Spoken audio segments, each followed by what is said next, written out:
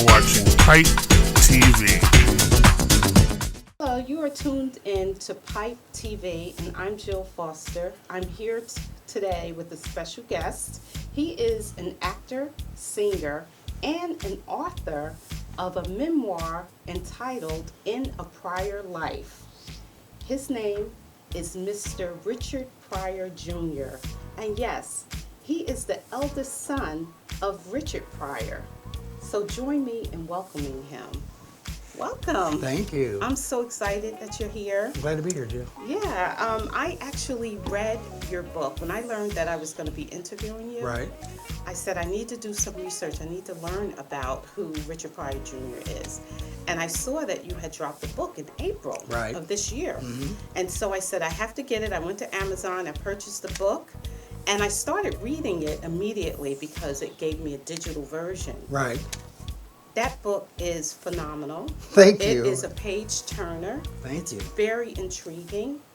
The name In a Prior Life, I assumed naturally that you were going to be speaking a lot about your father. While you do speak of him and address him throughout the book, it's about you Yes. and your life. Definitely. And boy, you had some trials and tribulations, Oh, yeah. ups and downs, merry-go-rounds. Oh, yeah. You went through some stuff in the book. Definitely. And as a fan of your father, not really knowing you per se, you assume that a person who has his type of celebrity and his genius and, the comedic genius that he was, I see him on television, you just automatically assume that you, as his son, had a white picket fence growing up. Right. And so when I started reading the book and I started to see all of the things that you went through, I was like, wow. So I'm going to start off by saying, why did you write this book?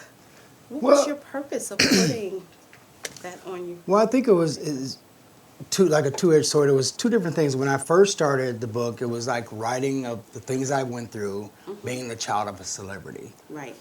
By the time I was almost finished with the book, it had turned into something else. It was about how can I help someone who's gone through some things in their life, who feel that there's nothing but darkness in front of them. How can I help somebody with my book and my story and the things I've gone through?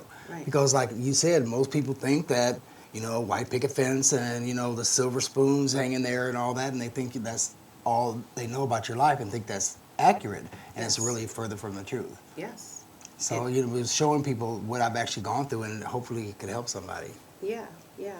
And I find this kind of humorous that your name, Richard Pryor Jr., but that wasn't your original name. Can you explain that? It sounds a little strange, I'm sure, to everyone else. When I was born, my mother always wanted to name me after her cousin, whose name was Rodney. So when I was born, my mother named me Rodney Clay Pryor. So since I was a preemie, I weighed 2 pounds 3 ounces. I had to stay in the hospital until I gained up to 5 pounds. And my mother came up to see me like almost a month later, went up to visit me, and I like to see how my son, Rodney Clay Pryor is doing. And they were like, we have no Rodney Clay Pryor. And she's like, what? We have a Richard Pryor Jr. And my father had secretly went up to the hospital and changed my name. And he told me years later, when I was probably about 17, he said if he ever would have known he was would be famous, he wouldn't have done that. And did he give you a reason why he said that? Because he knew what went along with that, the name. He knew Right. what he went through, so he knew that I was going to go through it and the things that I'd have to endure, not knowing who your friends are, not knowing if people were being honest with you, Right. just not being able to be yourself around people because of what the name, what the name holds. So writing a book, was there things in it that you struggled with, or did it just kind of fall out? I struggled with a lot of things in the book. I think it was therapeutic. It was at times when I would get physically ill during the times of writing the book. Because when you're writing a book and you're recording, because I would talking to a recorder. So a lot of times when you're recording something, you're talking about a certain things, and then all of a sudden your mind opens up and something else that you forgot about or you suppressed comes up, and you're like, oh, wait a minute, this really happened. So then you start talking about that, and then that opens the door up to something else. Right. and then you're like opening these doors and you're going on this roller coaster ride while you're doing it. And there was times I would actually really get physically ill. Yeah. And have to actually sit back and stop recording or anything, focus on it, period. And my manager would have to, push me, come on, you got to do this, you got to get it done. But it was a very difficult process to go through. Right, because I read the book, so I understand. I'm not going to get into a lot of the minute details because it is for purchase. Yeah. And I want people to have that great experience that I had with it being a page turner and reading it for themselves and enjoying it for themselves. Good. But Thank you. I do understand that you have, it's 7 of you guys as siblings. Actually, 6 of us. 6, Mhm. Okay, so 6 of you guys, including you. Right. It's 6. Yeah, 3 okay. boys and 3 girls. Okay, all right. So when you decided to write this book, did you share with it, are you close with any of your siblings? And did you share that you had this thought to write this book? Well, yeah, I talked to my sister Rain quite a bit because we communicate almost daily. So I really talked to her a lot. When I first did the first proposal of the book, I talked to her and she was like, just make sure you make it your voice. And that's why I went to the thing of recording it. Yes. Because when I would record, and Ron Pryor, the guy that helped write it with me, he would hear my voice and my tone, and he got so that he listened to me so much he could tell when I was recording something if it was upsetting me and if it was hurting me. So he would write that into the book. Right. So it was a way to get my voice into that. I wanted people to be able to go through this and picture and visualize everything that they were reading. They could actually see it, and that's what I wanted. And I think I came up with that. Oh, okay. Yeah. Okay.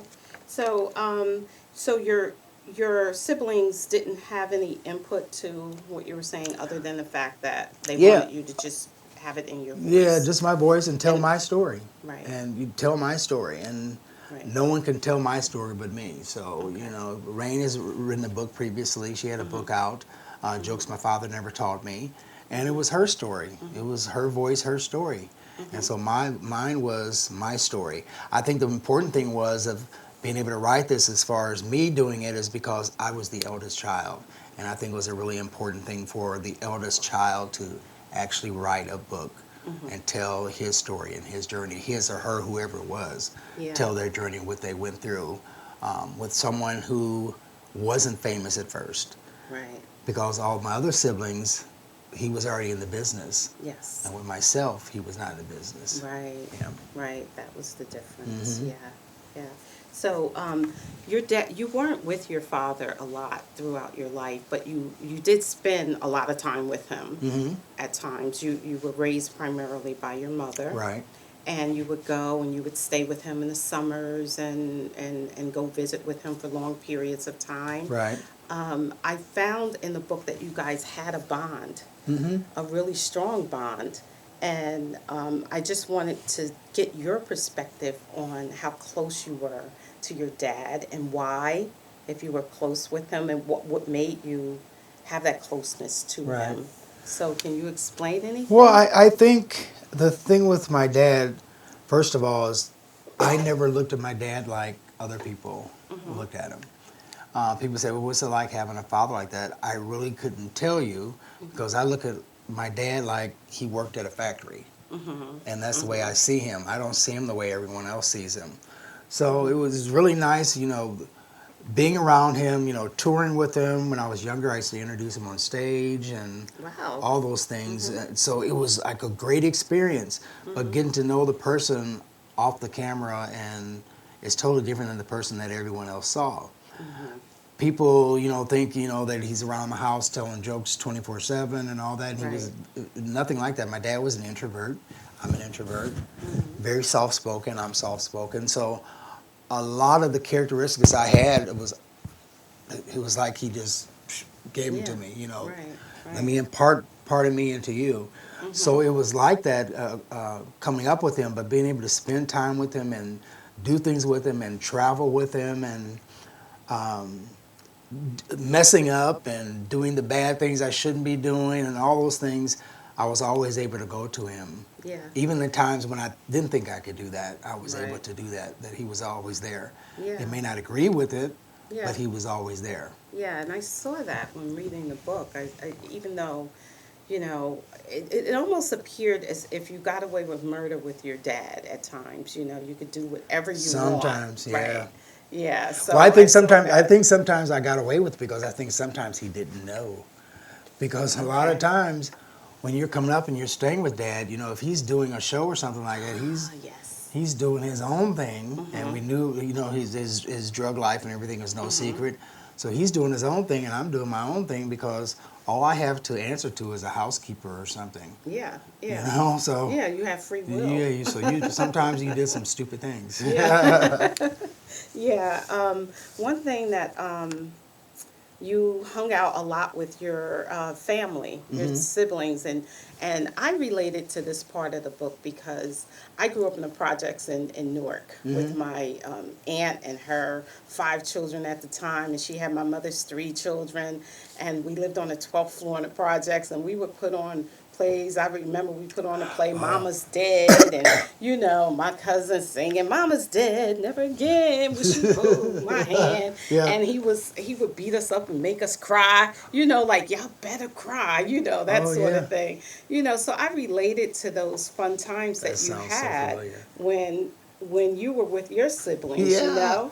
And you know, so there's one thing with that, and looking at what you wrote in the book, it paralleled to my life a little bit as well, because we all have skeletons in our closet. And as we grow up and we come into ourselves and we're living a good life and we don't look like what we went through, and we have jobs and we've had children and we're living a good life now, we're a part of society, and we don't tend to pull those bones out of the closet. Right. We just keep them back, pushed in the back. Yeah. So I want you to know that I am amazed that you had the transparency, the chutzpah to be able to write this and to share it with the public, because I think that all of us have, you know, something that we need to release. And I really can relate to you saying Yeah. that,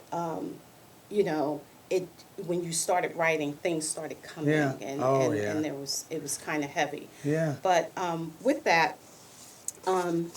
I just wanted to get that out. Yeah. I just wanted Well, I to think say, it's and that's why people need to get this book. Yeah, because I think it's important, especially in our African American community. Yes, We don't talk about stuff. we sure don't. We know that there's mess going on. We know that uncle's doing this. We know that auntie's doing that. We know that grandma's doing this. We know the brother's doing this. We know that that brother's gay and doing his own thing, and he's singing in the church and doing everything else, whatever he's doing. We know all those things. Right. But for us to step up and talk about it, that so-and-so's gay, so-and-so is messed up, so, you know, so-and-so messes with them kids, you know, all those things, if we bring those up, it's taboo. Right. It's automatically, you know, we don't talk about that. We don't discuss those things. We don't bring those things out. We keep it like this. But what happens with that is that people who are sick don't get better. That's right. People that are going through in their mind, it don't get better because it's, oh, that's Uncle so-and-so's. You know how he is. Right. He just crazy. And instead of dealing with the things that we go through and learning to say that it's okay to have mental illness, it's okay to have depression, it's okay to go through this, and these situations that we go through in our lives like everybody else goes through. Right. We need to have a voice and someone to be able to say, hey, I went through all these things. Right. Like my book, I stated how, you know, the good, the bad, and the ugly. I wanted to tell it all. Absolutely. And you did. Yeah. And you did. And for those folks out there who think about, you know, they want to, they have a white picket fence type of mentality in life, and, you know, they'll be like, oh my God, oh my God. When I read this book, I said, this brother is so real. Oh my goodness. When you walked in, when I greeted you today, I just felt close to you. Yeah. Because you've been so real with Yeah. putting your life out in But this book. even with that white picket fence, after a while it starts to fray and starts to tear apart. That's right. So you That's may have a right. white fence, but as time goes along, it starts to peel and to blister and all those things. So Yeah. And this book is freeing for those who are keeping those bones in the closet. Right. They read this book, they're going to relate, and it's going to be freeing for them. I And that's hope so. why I hope that everyone, you guys hear me, go get this book. You'll enjoy it. So there was a part in the book where I found humorous, and I was laughing because you had ran away and you were singing this song, "Don't Nobody Care About Me, Don't Nobody Love Me." Oh yeah, you got it a Yeah. little backwards, but I'm Okay. gonna see because I could. Yeah. It's still in my Don't head. nobody love me. Yeah, Don't nobody care about me. cares. Okay. Yeah. I was always dramatic. I'm just gonna throw it out there.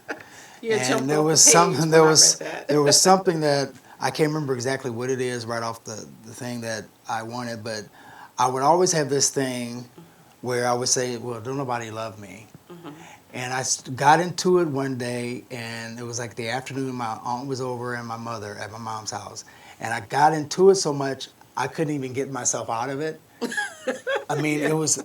I got so deep into "Don't Nobody Love Me," and it started into a cry, and I started crying, and while I'm crying, I'm still saying it. So it was like, "Don't nobody love me. Don't nobody care." And I was going on for so long till my mother just yelled out, "You're right. Don't nobody love you. Don't nobody care." So I was like, I'm running away. So I get my stuff, what I could take, because, I didn't buy nothing, so you ain't taking too much out of here. Right. And I go around to the pool hall where my great-grandmother had a pool hall, and I said, I'm going to hide in her car until somebody comes get, and they're going to be looking for me. Yeah. No one ever came. No. And you got hungry. No one looked for me. Nobody. I remember like raising up, peeping, like looking out the windows. Anybody coming? Nobody. And I stayed like that until it started getting dark. And then I was like, I'm getting hungry, so. Yeah. Yeah. So I And your just mom just welcomed you back. tucked and my like tail nothing. and went back on the Right. house. Yeah. So I can see, even with that incident that occurred, that you were, in a sense, crying out. I believe that you were crying out because for attention. Because I mean, let's face it, your father was getting all kinds of attention. I mean, you knew that he was somebody. Right. And I can see how that could be like, you want to. That and a little spoiled because I Yeah. was my mother's only boy. Yeah. It's Yeah. like, when you're the oldest and the first one. Right. Right. And then that was when I had another sister under me, Tammy, and then I had, my mother just had my little sister, Elanda. So, hey, what's going on here? I'm not the center of attention anymore. So, Right. This is another time that I actually laughed a lot through this book because it was kind of humorous the way you wrote it out. I know it's a serious situation, but even when you got mad when you were called Lionel by your mom, that was hilarious to me. yes, And if you would have seen my face when I finally saw what Lionel looked like. My mother said, I would do something, she'd be like, sit down, Lionel. yeah. And all the time, and I'm like, and you wonder, what's a Lionel first? And then when you get a little older, who's Lionel? Yeah. When I saw Lionel, one Can you time, explain who Lionel was? Lionel was my mother's hairdresser. Right. I didn't know this, but I remember being at the church one time, New Morning Star Baptist Church, and I remember looking up there, and this man with his bandana wrapped around with all the colors in the hair, and they're hanging on the side. I was so upset. Yeah. I was like, that's Lionel. Yeah. My mother's been calling me this. This is. And you were hurt. Oh, I You was. were devastated. If you would have saw Lionel, you would have been hurt too. Yeah, you Yeah, were I was devastated. hurt. Yeah, I were was. devastated. Oh, I was devastated. And so, but you did everything in your power to not reveal that you had an attraction Right. to men. Right. On the flip side, that's Right. what you did, and to the point where you joined the Navy. Yes, I thought that was. And gonna, you were just walking into the celebration. I thought that was going to make me a man. I got there and they said, "Welcome to the Miss America, the ship." I was like, "Uh-oh." It was like it was on like Donkey Kong. It was.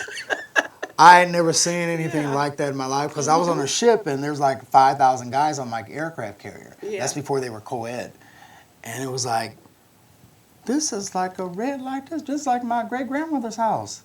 You had the guys, dressed in got Yeah. their little short towels wrapped around them at the video arcade machine and looking at everybody and cruising. And I was like, man, Mm-hmm. Yeah. don't ask, Yeah. don't tell. Yeah. So, and that's what led to you coming out to your parents, and they were very accepting. Yes, Eventually. yeah, Your yeah. mom had a little moment. She but, had her moment, yeah. Yeah, But I didn't, when you go through things in life, you think a lot of times when you're in something that you're stuck in something and you're there. When I look back on my life now, as far as the things I've gone through, even the people I slept with and chose to be with and all those things, I look at what happened prior to that and the men that sexually abused me and all those things and Yes. how that was so prevalent in my life Mm-hmm. and how it made an impact Yep. on the decisions that you make when you go through things like that. It creates decisions for you and a road for you that maybe you don't want to go down, Yes. and maybe you didn't realize you were going down and why you're going down those roads. Right. Right. Yeah. Yeah. And that's true. I found that because you also, you went from, sleeping with the same sex, and you did wound up getting married. You were almost married once before, but that led to you Yeah. joining the service. And, Yeah. Yeah. But you married, and you actually have a son. Yes. His name is Randus, right? Right. And how old is Randus? Randus is 28 years old. 28 years old? Okay. Boy, the time goes by. Okay, and how's your relationship with your Oh, son? great. That's wonderful. Yeah, I actually saw him before I Yeah. came here. He was like, "Where are you going, Dad?" I'm like, Yeah. "Interview." Yeah. So yeah, that's still my little bitty boy. I still look at him as a little kid and everything. It's kind of hard to not look at Yeah. that, Yeah. And but it's I've been through some things and You learned some have. things, and You have, and you actually forgave at the end of the book. And I want to make sure, I want to ask this question. Okay. Did anyone, although when you forgive someone, you forgive them, Right. even if they don't forgive you, but I'm just curious for myself, has anyone apologized to you? Anyone in your family or anybody ever? No. No? No. But that's great that you Yeah, no, you they apologized haven't. and you forgave them. Right. Well, you didn't apologize, but you forgave Well, those but you who know what hurt it you. is? In order to go on with your life Right. and to feel better about yourself, Mm-hmm. it's not about that person saying, "Oh, I'm so sorry I did this." Mm-hmm. If you're forgiving them, you're forgiving them. Mm-hmm. But it's about you being able to go on with your life and to better yourself. Mm-hmm. Whether they ever acknowledge it or not, which some of them won't. Right. Some of them never will. Right. But I can't focus on that and giving all that energy to negativity Right. and how they treated me and how this person hurt me and how this person abused me. I can no longer do that because they're then dictating my life Right. and my journey. Yes. And I have to dictate my own journey in my own life. Yes. And I'm glad that you said that because that's a sure sign of just loving yourself Mm-hmm. and just loving in general. And that's how you ended your book, which was wonderful, and the dedication to your mom. So again, I enjoy you being here. Thank you for having me. I can go on and on having a conversation with you because there's a lot more in this book, and I Yeah. want people to buy this book. Yes, please buy the There book. is, outside of the book, you are an actor and you're also a singer. Can Right. you enlighten us folks on what you're doing in that lane and what's coming up for you and the Okay. things to try before we Sure. wrap up? Sure, right now I'm working on there's a play called The Interrupted Journey. I'm actually working with that now, and it's co-starring with myself and Sashi Parker, who is Shirley MacLaine's daughter. And it's based off a true story of Betty and Barney Hill. And it happened in the early 60s. And what it was about was that they went on a trip and they lost like 2 hours. They couldn't remember, and they went to a psychiatrist and they told the exact same story about being abducted. Wow. So it's a play about that, and we're actually doing, and I'm playing the husband and she's playing my wife. And the thing, and it's actually the actual tapes from the recording, we're actually doing the exact lines from that. And so I'm working on that. I'm actually working on this. I want this as a show in a prior life. And also the guy, Ron Pryor, I'll be there who in the helped. front row. Yeah, thank you. And Ron Pryor right now is actually working on the screenplay right now. We have some Okay. productions that are interested in this as a feature film. That's wonderful. That's wonderful. I would love to hear you sing too. Oh, yeah. Because you know, I know that you can drop the mic on folks. And you did mention earlier on when I greeted you that you are in the choir at your church. And can you talk about what you're doing with the church now?